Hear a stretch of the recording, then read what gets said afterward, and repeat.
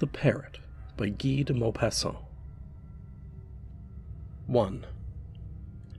Everybody in Fécamp knew Mother Pétain's story. She had certainly been unfortunate with her husband, for in his lifetime he used to beat her, just as wheat is threshed in the barn. He was a master of a fishing bark and had married her formerly because she was pretty, although poor. Pétain was a good sailor, but brutal.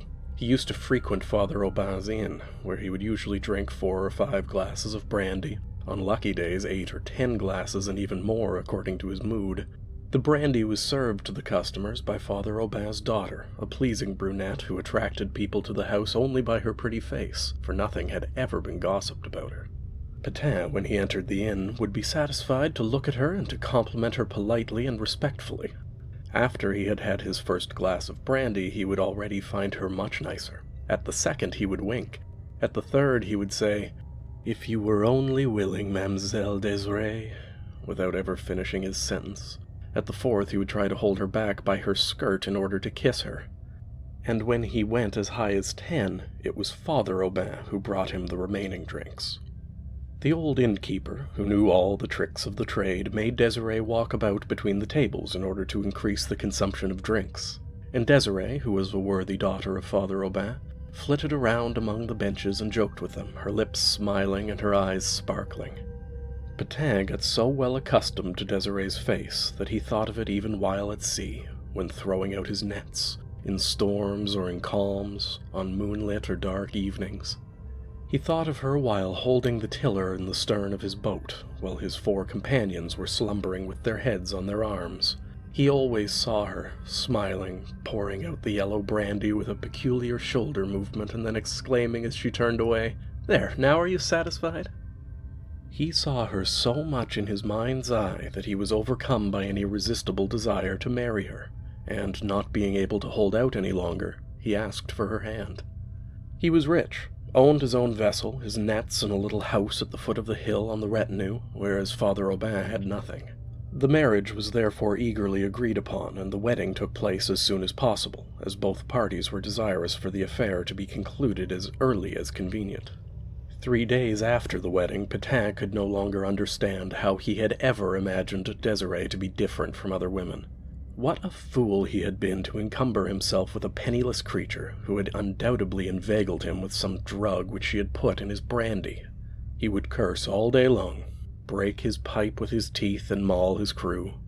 After he had sworn by every known term at everything that came his way, he would rid himself of his remaining anger on the fish and lobsters which he pulled from the nets and threw into the baskets amid oaths and foul language.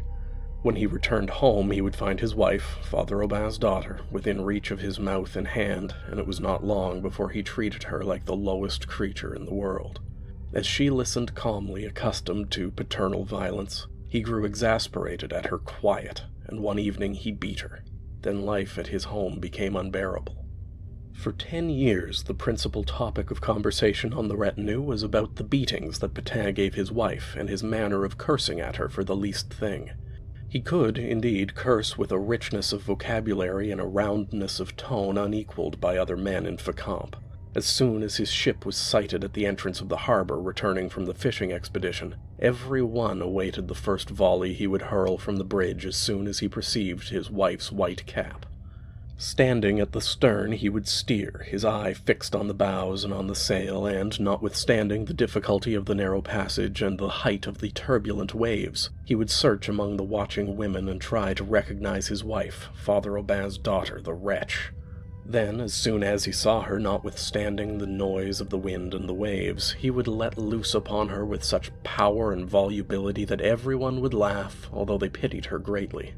When he arrived at the dock, he would relieve his mind while unloading the fish in such an expressive manner that he attracted around him all the loafers of the neighborhood. The words left his mouth sometimes like shots from a cannon, short and terrible, sometimes like peals of thunder which roll and rumble for 5 minutes. Such a hurricane of oaths that he seemed to have in his lungs one of the storms of the Eternal Father. When he left his ship and found himself face to face with her, surrounded by all the gossips of the neighborhood, he would bring up a new cargo of insults and bring her back to their dwelling, she in front, he behind, she weeping, he yelling at her. At last, when alone with her behind closed doors, he would thrash her on the slightest pretext. The least thing was sufficient to make him raise his hand, and when he had once begun he did not stop, but he would throw into her face the true motive for his anger. At each blow he would roar, "There, you beggar! There, you wretch! There, you pauper! What a bright thing I did when I rinsed my mouth with your rascal of a father's apology for brandy." The poor woman lived in continual fear, in a ceaseless trembling of body and soul, in everlasting expectation of outrageous thrashings. This lasted 10 years. She was so timorous that she would grow pale whenever she spoke to anyone, and she thought of nothing but the blows with which she was threatened, and she became thinner, more yellow and drier than a smoked fish. 2. One night when her husband was at sea, she was suddenly awakened by the wild roaring of the wind. She sat up in her bed, trembling, but as she heard nothing more, she lay down again. Almost immediately there was a roar in the chimney which shook the entire house. It seemed to cross the heavens like a pack of furious animals, snorting and roaring. Then she arose and rushed to the harbor. Other women were arriving from all sides carrying lanterns. The men were also gathering, and all were watching the foaming crests of the breaking wave. The storm lasted 15 hours. 11 sailors never returned. Pétain was among them. In the neighborhood of Dieppe, the wreck of his bark, the Jeune Amélie, was found. The bodies of his sailors were found near Saint-Valery, but his body was never recovered. As his vessel seemed to have been cut in two, his wife expected and feared his return for a long time, for if there had been a collision, he alone might have been picked up and carried afar off. Little by little she grew accustomed to the thought that she was rid of him, although she would start every time that a neighbor, a beggar, or a peddler would enter suddenly. One afternoon, about 4 years after the disappearance of her husband, while she was walking along the Rue aux Juifs, she stopped before the house of an old sea captain who had recently died and whose furniture was for sale. Just at that moment, a parrot was at auction. He had green feathers and a blue head and was watching everybody with a displeased look. 3 francs, cried the auctioneer. A bird that can talk like a lawyer, 3 francs. A friend of the Pétain woman nudged her and said, "You ought to buy that, you who are rich. It would be good company for you. That bird is worth more than 30 francs. Anyhow, you can always sell it for 20 or 25. Pétain's widow added 50 centimes, and the bird was given her in a little cage which she carried away. She took it home, and as she was opening the wire door in order to give it something to drink, he bit her finger and drew blood. "Oh, how naughty he is," she said. Nevertheless, she gave it some hemp seed and corn and watched it pruning its feathers as it glanced warily at its new home and its new mistress. On the following morning, just as day was breaking, the Pétain woman distinctly heard a loud, deep, roaring voice calling, "Are you going to get up, carrion?" Her fear was so great that she hid her head under the sheets, for when Pétain was with her, as soon as he would open his eyes, he would shout those well-known words into her ears. Trembling, rolled into a ball, her back prepared for the thrashing which she already expected, her face buried in the pillows, she murmured, "Good Lord, he is here, good Lord, he is here, good Lord, he has come back." Minutes passed. No noise disturbed the quiet room. Then, trembling, she stuck her head out of the bed, sure that he was there, watching, ready to beat her. Except for a ray of sun shining through the window, she saw nothing, and she said to herself, "He must be hidden." She waited a long time, and then, gaining courage, she said to herself, "I must have dreamed it, seeing there is nobody here."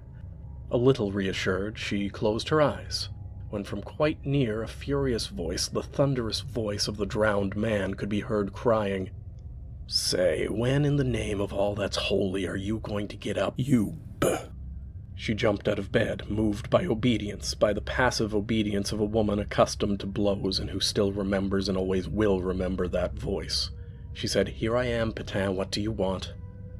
But Pétain did not answer. Then, at a complete loss, she looked around her, then in the chimney and under the bed, and finally sank into a chair, wild with anxiety, convinced that Pétain's soul alone was there, near her, and that he had returned in order to torture her. Suddenly she remembered the loft, in order to reach which one had to take a ladder. Surely he must have hidden there in order to surprise her. He must have been held by savages on some distant shore, unable to escape until now, and he had returned worse than ever. There was no doubting the quality of that voice. She raised her head and asked, "Are you up there, Patin?" Patin did not answer. Then, with a terrible fear which made her heart tremble, she climbed the ladder, opened the skylight, looked, saw nothing, entered, looked about, and found nothing. Sitting on some straw, she began to cry, but while she was weeping, overcome by a poignant and supernatural terror, she heard Patin talking in the room below. He seemed less angry, and he was saying, "Nasty weather, fierce wind, nasty weather, I haven't eaten, damn it." She cried through the ceiling, "Here I am, Patin, I am getting your meal ready, don't get angry." She ran down again. There was no one in the room. She felt herself growing weak as if death were touching her, and she tried to run and get help from the neighbors when a voice near her cried out, "I haven't had my breakfast, by G!" And the parrot in his cage watched her with his round, knowing, wicked eye. She too looked at him wildly, murmuring, "Ah, so it's you." He shook his head and continued, "Just you wait, I'll teach you how to loaf." What happened within her? She understood that it was he, the dead man, who had come back, who had disguised himself in the feathers of this bird in order to continue to torment her, that he would curse as formerly all day long and bite her and swear at her in order to attract the neighbors and make them laugh. Then she rushed for the cage and seized the bird, which scratched and tore her flesh with its claws and beak. But she held it with all her strength between her hands. She threw it on the ground and rolled over it with the frenzy of one possessed. She crushed it and finally made of it nothing but a little green flabby lump which no longer moved or spoke.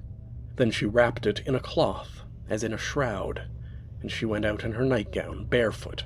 She crossed the dock, against which the choppy waves of the sea were beating, and she shook the cloth and let drop this little dead thing which looked like so much grass. Then she returned, threw herself on her knees before the empty cage, and, overcome by what she had done, kneeled and prayed for forgiveness, as if she had committed some heinous crime. End of The Parrot